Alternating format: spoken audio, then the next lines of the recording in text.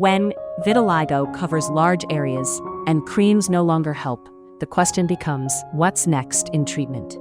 Vitiligo happens when melanocytes, the cells that give skin its color, stop working, leaving pale patches with clear edges.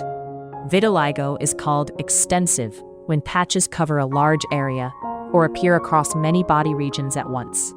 Doctors first ask whether the disease is active and spreading or stable, because treatment priorities differ for each. A dermatologist maps the affected skin, sometimes using a Woods lamp, and may order thyroid and other blood tests.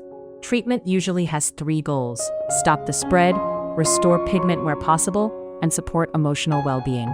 Creams still play a role: topical steroids, calcineurin inhibitors like tacrolimus, and newer JAK inhibitor creams such as ruxolitinib. For widespread disease, narrowband UVB phototherapy is a mainstay. Patients stand in a light cabinet 2 to 3 times weekly.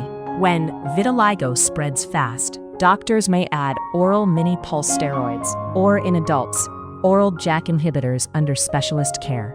For stable patches that haven't repigmented, surgical options like melanocyte transplantation move healthy pigment cells into affected skin. Repigmentation is gradual. Small dark dots appear inside patches over months. The face and trunk usually respond best. Daily sun protection is essential, since skin without pigment burns easily and has no natural defense against ultraviolet damage.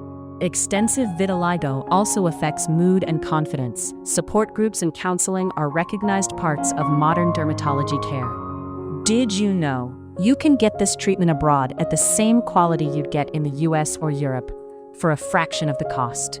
Ginger Healthcare is one of the world's most trusted medical travel companies. It helps patients to find safe and affordable care in India, Thailand, Turkey, Singapore, Dubai, Malaysia, and more. Visit ginger.healthcare or check the description for details.